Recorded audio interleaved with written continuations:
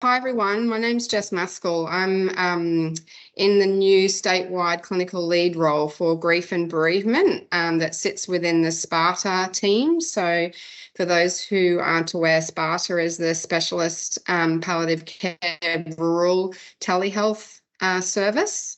So I just wanted to, I'm going to pull up some slides just to take you through the service, and then hopefully at the end there'll be time for any of you to ask any questions. So in terms of SPaRTa, in 2020, SPaRTa commenced with some funding from the Health Improvement Unit within Queensland Health. And so it's a hub and spoke model, and apologies if you all already are aware of how SPaRTa works. But it's a hub and spoke model. And so we have 4 hubs: Gold Coast, Sunshine Coast, Townsville and Cairns. And they service these HHSs for each of them. So it's a multidisciplinary team. So there's specialist palliative care consultants, registrars, CNCs, and allied health. So a mixture of OT, pharmacy, social work. Yes, that's each hub is slightly different in terms of what allied health they have. But the newest addition is the grief and bereavement care coordinators, which was just funded for this financial year that we're currently in.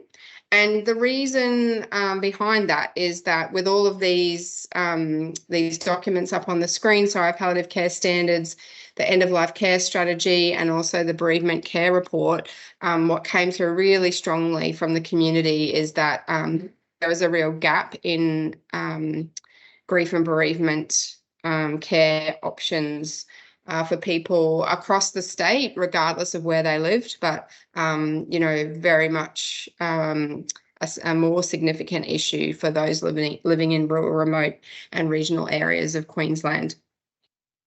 So I guess our service was born. So I started in October last year, and it's been a very busy few months. So obviously as the statewide clinical lead, I've been supporting each of the HHSs to get their grief and bereavement care coordinators recruited. And so all of them are recruited now, with Cairns as the last one to sort of commence, but that person should be commencing in April sometime. I don't have a confirmed date yet, but hopefully middle of April rather than end of April, but we'll see how we go. So in terms of what the SPaRTa Grief and Bereavement Service is able to offer, so we will be following a public health model of bereavement care. Some of you may have heard of Samar Ayon, who is a researcher in WA and has done an incredible amount of work and research to get to the point of this public health model of bereavement care. It's also backed by lots of international research. So the Irish Hospice Foundation has a similar tiered model, as does the UK National Alliance for Bereavement as well.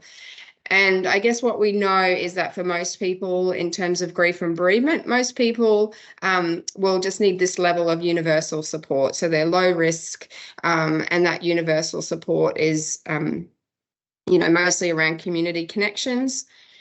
Some will need this sort of the next layer up of additional support, so maybe some peer support networks, engagement with other community supports, and connection, and maybe a little bit of grief work, so some eco mapping and those sorts of interventions. And then very few will actually need this specialist level of care, and that's that one-on-one therapeutic support.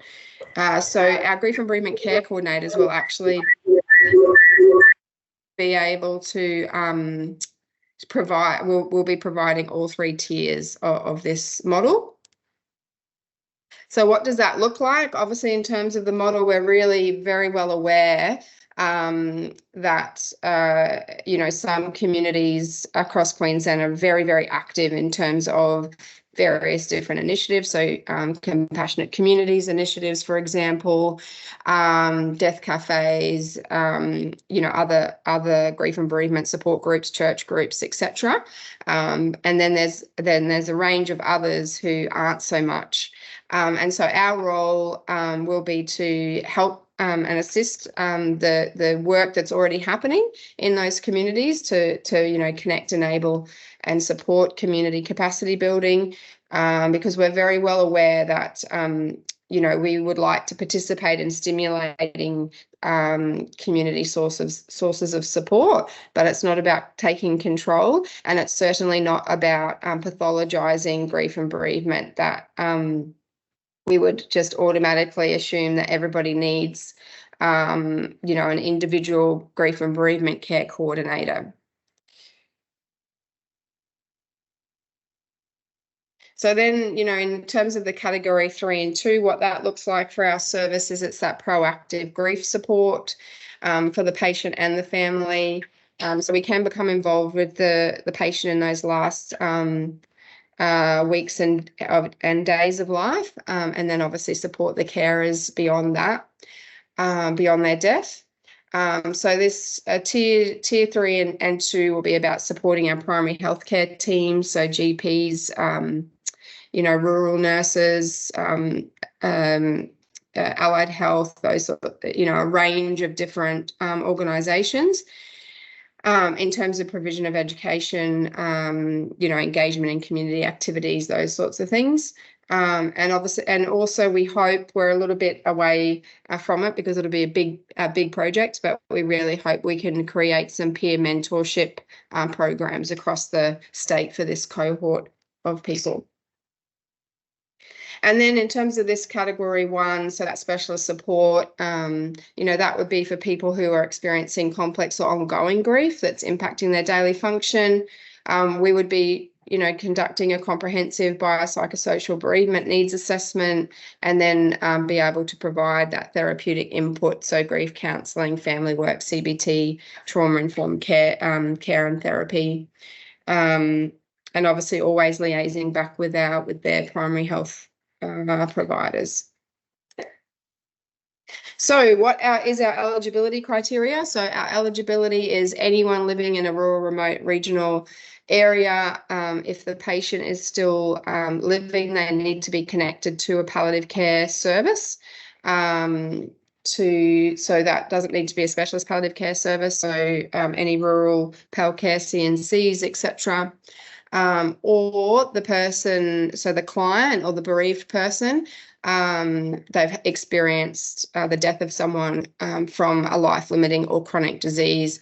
So at the moment, we aren't able to accept those who are bereaved from a traumatic death, so a motor vehicle accident, those sorts of things. Childhood bereavement. So our Children's Health Queensland has a very active bereavement program that those families can be referred into.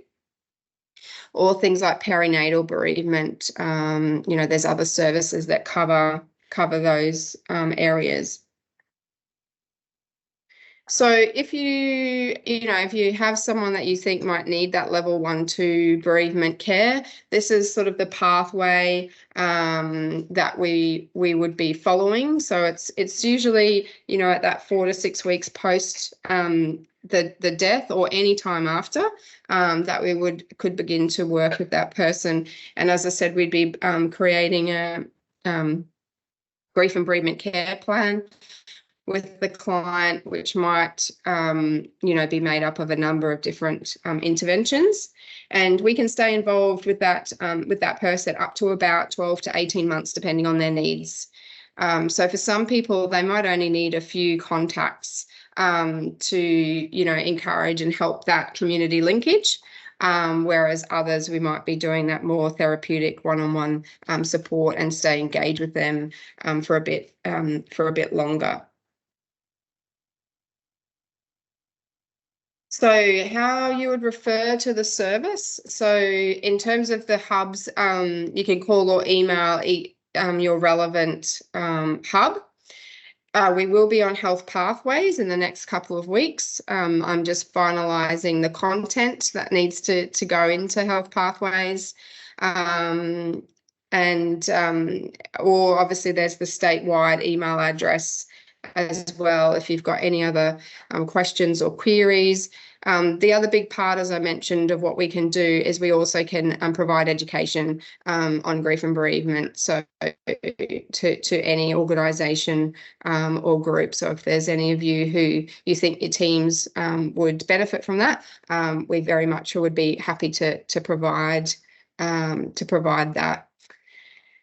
And that is it from me, I think. Yeah, so there's my contact details, and we also have a beautiful brochure that's just been published, so I can send some of those out in hard copy to anybody who thinks that that would be helpful, and I can also send it electronically if that's the preferred method as well. So any questions? The only thing I was going to say, I've had great feedback on SPaRTa, so it's a great service. So thank you. You've supported a couple of my clients out in the community with end of life. So great job, people. Oh, thank you. Yeah, it is a fantastic fantastic service. As I said, I only started in October, so it's been running well before me, and yeah, certainly that's what I've learned as well, that the service we're able to provide people that prior to SPaRTa just wasn't available. So if you lived outside of those urban areas, so it's so good that we're starting to close the gap around shouldn't matter where you live, that you should still have access to specialist palliative care.